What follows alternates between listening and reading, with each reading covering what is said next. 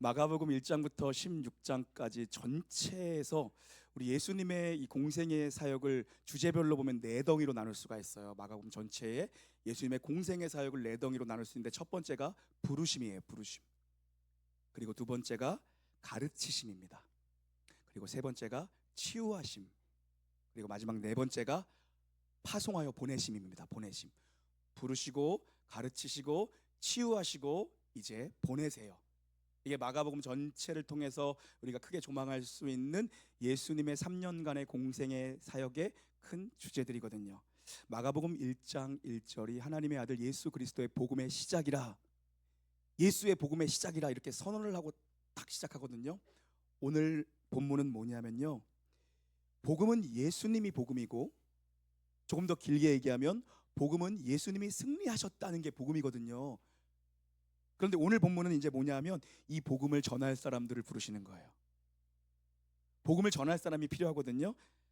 사람들을 부르는 얘기인데, 첫 번째 제자 그룹인 베드로와 안드레 그리고 야고보와 요한을 부르십니다. 예수님은요, 능력의 하나님이니까 우리 없이도 다 하실 수 있잖아요. 그런데 언제나 사람을 부르세요. 왜냐하면 하나님의 방법은 사람이기 때문이에요. 하나님 우리가 동역하고, 하나님 우리를 동역자로 고용해 주시는 거예요. 우리가 동역하고, 우리와 함께 예배하고, 우리와 함께 선교하고, 우리와 함께 교회를 세워나가기를 누구보다 원하시는 분이 하나님이거든요. 기도의 사람 이엔 바운주가 이런 말을 했습니다. 사람들은 언제나 프로그램을 찾는다. 사람은 언제나 방법론을 찾는다. 그런데 하나님은 사람을 찾으신다. 하나님이 찾으시는 사람이 바로 우리인 줄 믿습니다, 여러분. 사람의 접근법과 하나님의 접근법이 다른 거죠. 하나님은요, 사람을 통해 일하세요. 우리 자막 한번 보고 자막을 그냥 순서에 맞게 넘겨주시면 됩니다. 우리 한번 따라하겠습니다. 하나님의 방법은 사람이다. 사람의 접근과 하나님의 접근법은 완전히 다릅니다. 하나님은 사람을 통해 일하세요. 저 여러분이 하나님께 쓰임받는 하나님의 백성이 될지어다. 우리 놀라운 교회가 쓰임받는 교회가 될 줄 믿습니다, 여러분. 그러면 예수님은 어떤 사람을 주로 사용하시는가? 예수님이 사용하시는 사람, 예수님이 찾아오시는 사람, 예수님이 쓰는 사람들의 특징이 있습니다. 16절 함께 읽겠습니다. 시작. 갈릴리 해변으로 지나가시다가 시몬과 그 형제 안드레가 바다에 그물을 던지는 것을 보시니 그들은 어부라. 예수님이 처음 부르신 사람들은요, 갈릴리 호숫가의 어부들이었습니다. 평범한 사람들, 일상의 삶을 그냥 평범하게 살아가고 있는 어부들이에요. 만약에 예수님이 학벌 좋은 사람들을 찾았다면은 예루살렘에 가셔서 훈련된 사두개파 사람들이라던가 바리새파의 후예들, 이런 사람들을 예수님이 컨택하셨을 거고요. 예수님이 정말 영적으로 영성의 대가들을 찾겠다면 광야로 가셔서 동굴 속에서 금식하며 영성을 기르고 있는 에세네파의 후예들을 아마 찾으셨을 것입니다. 그런데 예수님은요, 갈릴리로 가셨습니다. 그냥 평범한 블루칼라들이 모여있는 곳이에요. 똑똑하고 유력한 자들이 사는 동네가 아닙니다. 성경은 이방의 갈릴리라고 표현합니다. 완전히 변두리고요, 소외된 동네가 갈릴리인데, 예수님은 첫 번째 제자의 그룹을 그 갈릴리의 어부들을 찾으세요. 연약하고 어찌 보면 좀 부족한 사람들일 수 있어요. 왜냐하면 하나님은 누구를 통해서도 일하실 수 있다라는 메시지를 주는 거거든요. 우리의 연약함이, 우리가 가진 조건이 하나님이 우리를 쓰시는데 걸림돌이 되지 않는 줄 믿습니다, 여러분. 고린도전서를 보면요, 하나님이 동역자로 부르시는 자들의 정확한 특징이 나옵니다. 함께 읽겠습니다. 1장 26절부터 읽습니다. 시작. 형제들아 너희를 부르심을 보라. 육체를 따라 지혜로운 자가 많지 아니하며 능한 자가 많지 아니하며 문벌 좋은 자가 많지 아니하도다.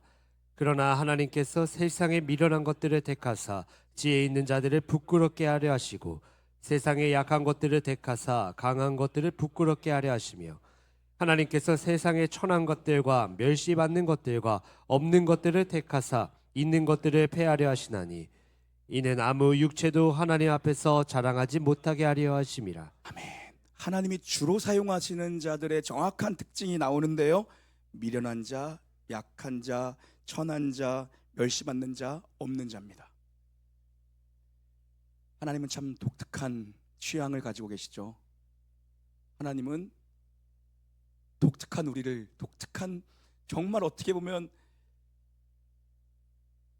너무 연약한 우리를 사용하시죠. 한번 따라하겠습니다. 하나님의 취향은 참 독특하시다. 시작.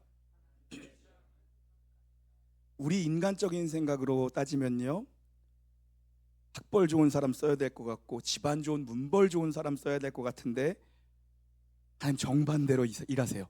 정반대의 사람들을 하나님은 언제나 고르세요. 여러분, 기독교는 잘난 사람들의 집단이 아닙니다. 언제나 부족하고, 언제나 연약하고, 언제나 핍박받고 멸시받고, 언제나 주님이 아니면 살 수 없는 자들을 통해서 이어진 것이 기독교의 역사거든요. 약한 자를 들어 강한 자를 부끄럽게 하십니다. 하나님은요, 없는 자를 들어 있는 자를 부끄럽게 하시는 하나님, 무능한 자에게 능력을 주시고 무지한 자에게 지혜를 주시는 하나님을 따라가는 게 기독교 신앙입니다. 이 없는 자, 천한 자, 멸시받는 자, 부족한 자, 연약한 자가 누구예요? 딱 저고 딱 우리예요. 그래서 내 연약함은요, 하나님 앞에 문제가 되지 않습니다. 못날수록, 부족할수록, 연약할수록, 이상하게 성령께서는요, 못날수록, 부족할수록, 연약할수록 더 주님만 의지하게 해서 그 사람을 쓰세요. 하나님 일하시는 원리라니까요. 연약함이 주는 능력과 힘이 있어요. 지금 여러분, 지금 내 모습이 어떻고 지금 우리의 모습이 어떤지는 그래서 사실 중요하지 않습니다. 내가 누구 손에 붙들려 있는가가 승부처예요. 실제로 있었던 일인데 런던의 길거리에서 한 나이 많은 거린이 바이올린을 켜면서 연주하고 앞에 바이올린 케이스를 열어놓죠. 유럽 같은 데 가면 그런 분들 지금도 있잖아요. 연주를 하고 있었던 거예요. 근데 추운 날 하나씩 바이올린 끈이 끊어집니다. 날씨가 추우니까. 거기다 뭐 할아버지가 뭐 얼마나 신통한 연주를 하겠습니까? 날 추운데 누가 관심을 가져요? 아무도 관심 갖지 않고 다 지나갑니다. 그때 어떤 사람이 추운 날 줄 끊어진 바이올린을 연주하는 노인을 물끄러미 바라봅니다. 그리고 아무도 그 노인에게 블레싱하지 않는 모습을 보면서 이 사람이 촉촉한 눈으로, 제가 잠깐 연주를 해봐도 될까요? 잠깐 손 좀 녹이시는 동안 제가 바이올린을 조금 다룰 줄 아는데, 한 줄 남은 바이올린으로 이 사람이 연주를 시작하는데 충격적인 연주가 시작돼요.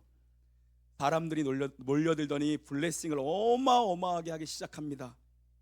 그 신사가 바로 전설적인 천재 바이올리니스트 파가니니였습니다. 다 끊어진 줄, 그 한 줄 가지고 엄청난 연주를 한 거예요. 내가 누구이고 지금 내 상태가 어떤지는 사실 하나님 앞에서 전혀 문제가 되지 않습니다. 그런데 우리는 항상 내 컨디션을 중심으로 모든 것들을 판단하죠. 그런데요, 우리가 늘 확인해야 될 건 뭐냐면 내가 지금 누구에게 붙들려 쓰임받고 있는가를 늘 확인해야 됩니다. 내가 혼자 열심히 뛰고 있는 것인가, 아니면 나의 등 뒤에서 하나님이 나를 붙들어 사용하시고 있는가, 내가 내 힘으로 하고 있는 것인가, 아니면 나의 뒤에 성령이 계시는가. 언제나 우리가 그걸 점검해야지, 지금 사실 내 상태는 하나님 일하시는데 내 상태는 그렇게 중요하지가 않습니다. 여러분, 부르심에 순종하면요, 하나님의 기름 부으심이 있습니다. 부르심에 순종하는 자들은요, 성령의 기름 부으심으로 그 사람을 통해 역사를 하십니다. 기름 부으심은 뭐냐면 하나님이 쓰시고자 하는 사람에게 특별히 주시는 영적인 능력이고 은사입니다. 하나님이 사람을 쓰실 때는요, 그냥 쓰지 않아요. 그 사람의 기름을 부어서 사용하십니다. 이세 마지막 아들 다윗에게 기름 부어 그를 쓰시잖아요. 하나님이 우리를 부르실 때는요, 그냥 부르시는 것이 아니라 하나님이 감당할 능력을 반드시 약속하시고 순종으로 반응한 자들에게 기름 부어서 그를 사용하시거든요. 그래서 그를 쓰십니다. 그럼 하나님은 어떤 목적 때문에 사람을 부르시는가? 하나님의 방법은 사람입니다. 그런데 어떤 목적 때문에 사람을 부르시는가? 17절이 그 목적을 명확하게 가르쳐 줍니다. 17절입니다. 시작. 예수께서 이르시되 나를 따라오라. 내가 너희로 사람의 낚는 어부가 되게 하리라 하시니. 인생의 근본적인 비전을 제시합니다.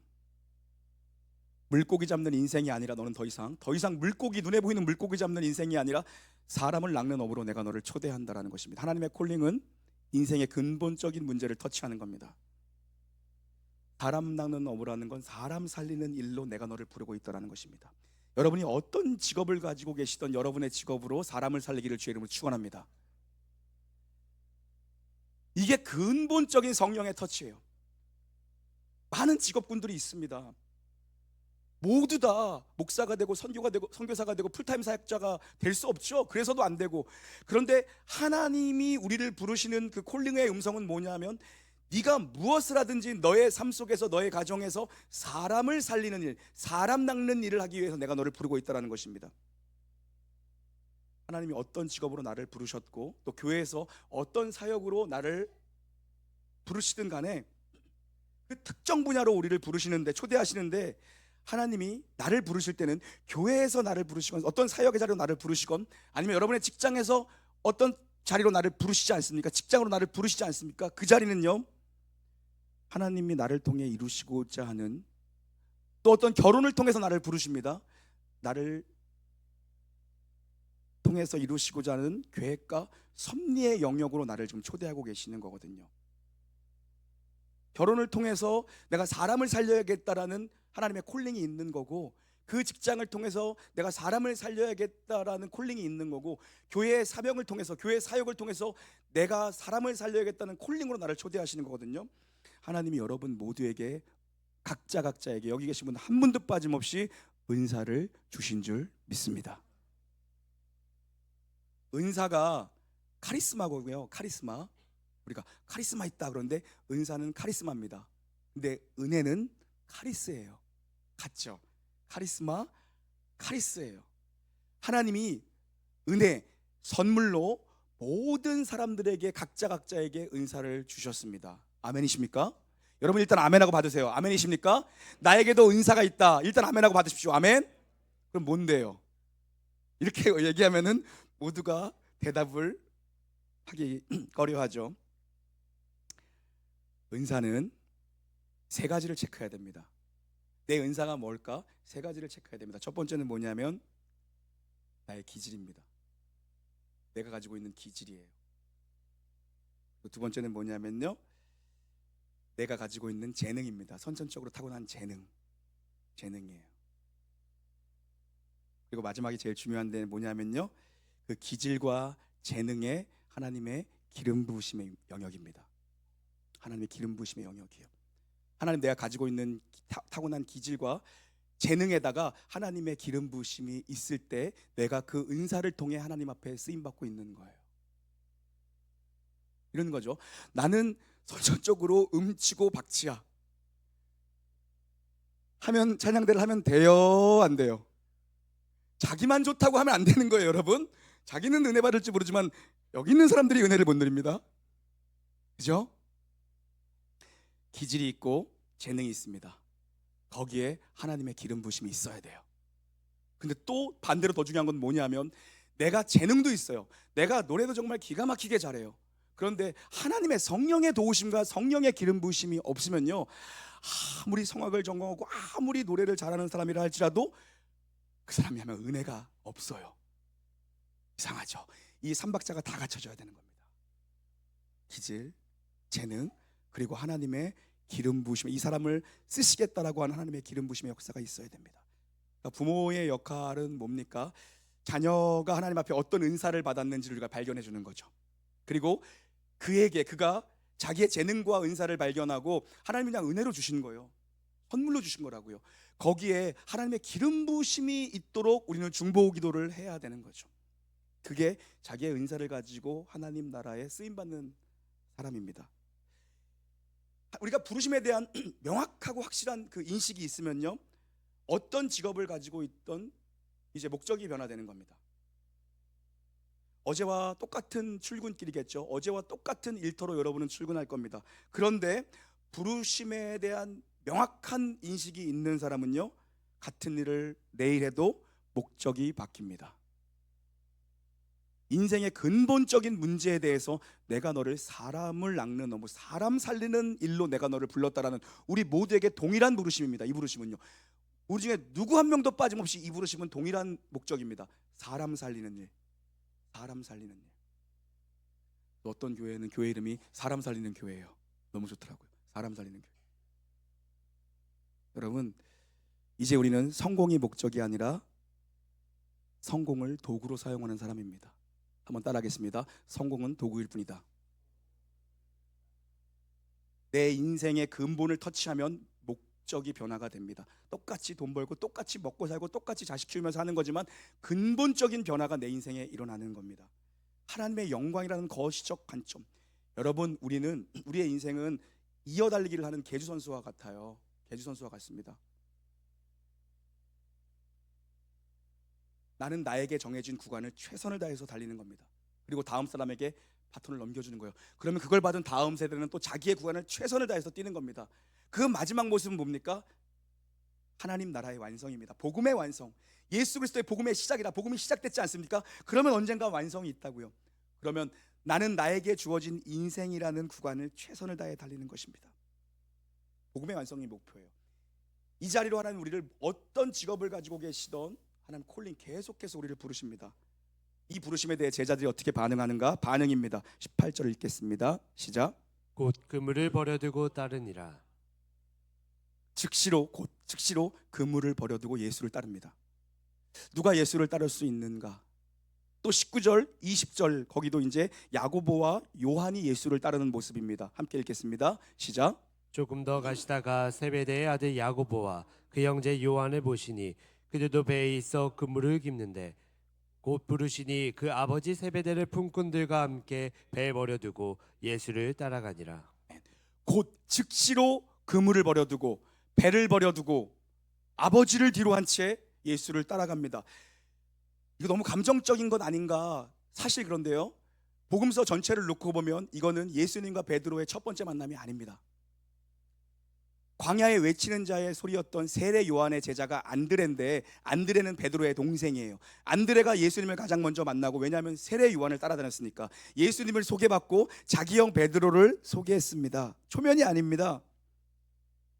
그런데 이제 어느 정도의 시간이 지난 후입니다. 이들은 예수님을 만난 적은 있지만 아직 예수님을 따르는 사람들은 아니었습니다. 만나는 것과 따르는 것은 완전히 다른 문제죠. 따른다라는 것은 부담되는 일입니다. 따라가는 것은 부담되는 일이고, 따라가는 것은 반응을 요구하는 것이고, 따라가는 것은 대가를 지불하는 일입니다. 그런데 오늘 이들이 반응합니다. 좋은 신앙은 여러분 반응이 좋은 신앙입니다. 이들이 반응해요. 배와 그물 그리고 아버지까지 버려두고 예수를 즉시 따릅니다. 이거는 뭐 예수 만나면 가정도 버리고 뭐 직장도 필요 없다 그런 게 아니라 상대적 개념입니다. 상대적 개념. 인생 최고의 가치를 발견한 겁니다. 자기 인생의 가장 우선순위가 무엇인지를 명확하게 발견한 겁니다. 내 인생을 다 걸어도 아깝지 않은 가치를 발견한 겁니다. 사람은 함부로 남을 따라가는 경우가 없죠. 사람은 함부로 남을 따라가지 않습니다. 사기당하는 사람들도 여러분 사기를 그냥 당하는 게 아니에요. 사기꾼의 이야기를 잘 귀담아 듣고요, 내 인생에 베팅을 해볼 만한 가치가 있는 데에다가 자기 재산을 베팅하지 그냥 사기꾼 따라가지 않습니다. 사람은 이렇게 쉽게 누구 따라가지 않아요. 어부들이 배와 그물을 버리고 만선의 배를 버리고 예수를 따라갔다라는 건 만선의 배보다 더 큰 가치를 발견한 겁니다. 만선의 배가 아깝지 않을 가치를 예수 안에서 그들이 발견한 거죠. 때로는 우리가 계산을 안 하면 정산을 하나님이 해주실 때가 있어요. 여러분, 우리가 너무 계산적으로 살잖아요. 그런데 즉시로 곧 예수를 따랐다라고 만선의 배를 뒤로 하고, 그리고 그들이 즉시로 예수를 따랐다는 건 계산 없이 주님을 따라갔다는 것입니다. 계산했으면 그 배를 두고 못 가죠. 그물을 두고 못 가죠. 가정을 두고 못 가죠. 그런데 아무 계산 없이 그들이 주님을 따랐습니다. 한번 따라하겠습니다. 정산은 하나님이 하신다. 제가 지난주에 부끄러운 얘기를 좀 하고 싶은데요, 수요일쯤에 그 인도에서 연락이 왔어요. 사실 지난주에도 왔는데 제가 정신없이 바쁘다 보니까 콜백을 못하는 거죠. 1년에 사형리 전도지를 이제 번역해서 인도 전역에 20만 장을 뿌린답니다. 20만 장이요. 놀라지도 않아. 20만 장이라는데 20만 장이 얼만큼이겠어. 20만 장을 돌리는데 이제 성탄절이 다가오잖아요. 부활절과 성탄절에 총력 전도를 한대요. 그때가 집중 시즌이래요. 성탄절이 얼마 안 남았잖아요. 그래서 놀라운 교회에서 좀 후원을 해줄 수 있냐고 이제 연락이 왔어요. 성탄절이 얼마 안 남았으니까. 제가 그냥 평상시 같았으면 네, 저희가 할게요. 정말 생각 없이 대답했을 겁니다. 그런데 계산하니까 못하겠더라고요. 아시다시피 내가 지금 반응을 못하겠어서 선뜻 대답을 못하고 그냥 유야무야 흐지부지 하고 다시 연락드릴게요 하고 전화를 끊었습니다. 아시다시피 우리가 지금 재정이 엄청 필요한 상황이잖아요. 그러다 보니까 대답을 못했던 거죠. 즉시 곧 반응을 못했어요. 근데 이제 그 다음날 목요일 날인가 됐는데 매일 통장을 확인해야 되니까 계속 매주 우리가 지금 지출이 되고 있지 않습니까? 이제 보는데 아침에부터 오전부터 이제 연말 마감하면서 가정교회에서 그동안 선교 후원금 못했던 거 5만 원, 3만 원, 10만 원씩 계속 보내는 거예요. 여러분들이. 네, 그걸 보고 있는데 성령께서 제게 말씀하시는 것 같았어요. 너 뭐 하는 놈이냐? 내게 그런 마음을 주신 것 같아요. 너 뭐 하는 놈이니? 너 잘 먹고 잘 살자고 비전을 뒤로 하면 되겠니? 이런 마음을 제가 느꼈습니다. 부끄럽죠. 다시 이제 카톡을 보내서 연락했어요. 저희가 10분의 1을 감당하겠습니다. 10분의 1을 감당하겠습니다. 몇 장이에요? 내 얘기를 듣고 계시는 거예요? 안 듣고 계시는 거예요?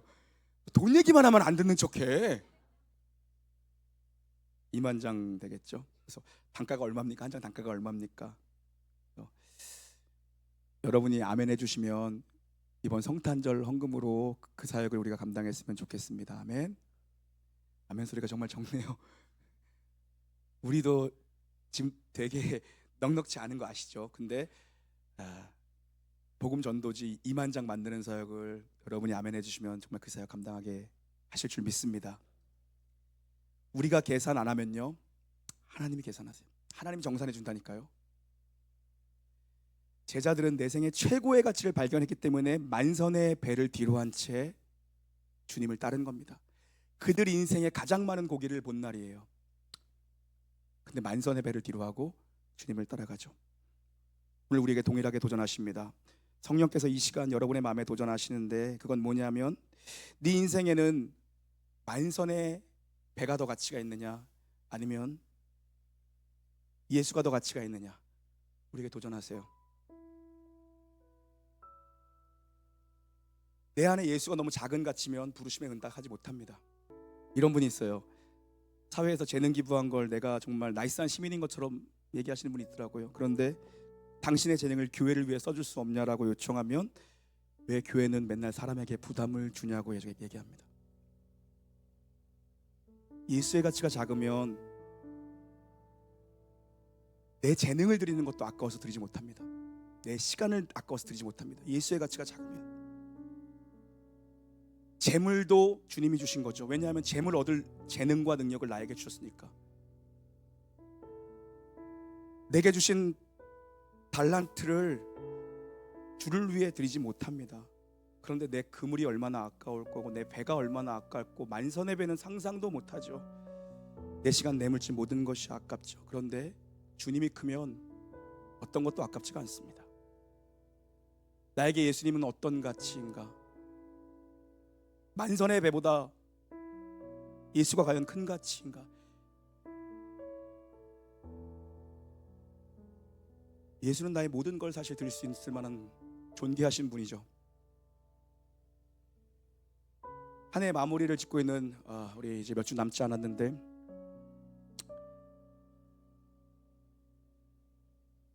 나를 따라오라는 주님의 음성에, 이 성령이 주시는 음성에 내 안에 예수는 과연 따라갈 만한 그런 가치가 있는 분인가? 아니면 그 정도 가치는 아닌가? 우리가 한번 돌아봤으면 좋겠습니다. 나를 따라오라는 주님의 부르심에 우리는 내가 가고 싶은 길이 아니라 주님이 부르시는 자리에 우리는 서 있어야 됩니다. 그런데 우리의 죄된 본성은 늘 내가 가고 싶은 길에 서 있길 원하죠. 제 안에는 늘 두려움이 있습니다. 1부 예배 때 얘기할까 말까 하다가 1부 예배 때 했으니까 2부 때도 얘기해야겠죠. 저는 목사인데 제 안에 정말 큰 두려움이 있어요. 뭐냐면 저 아직 젊잖아요. 비록 표면적으로는 윤예슬 아버지처럼 내가 보이지만 저 아직 젊잖아요, 여러분.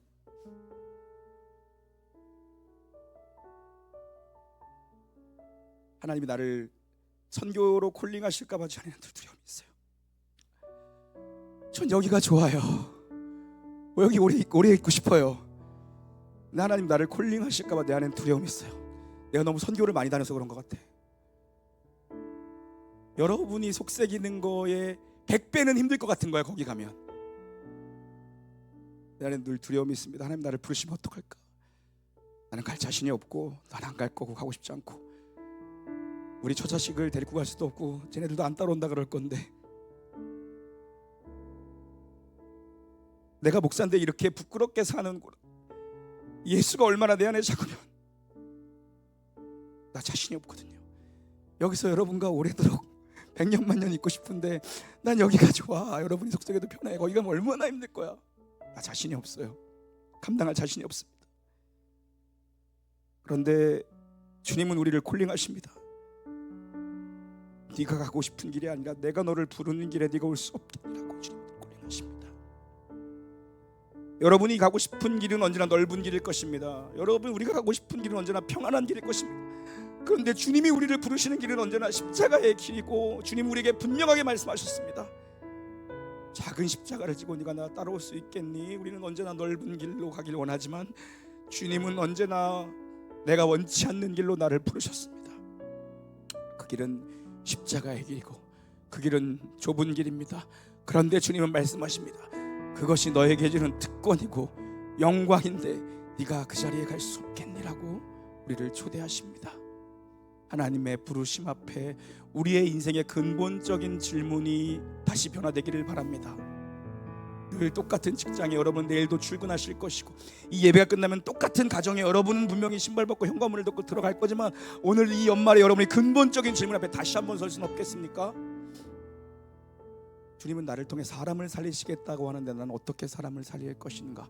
이 근본적인 질문 앞에 이 콜링 앞에 우리가 다시 서는 복된 삶이 되시기를 주의 이름으로 축원합니다.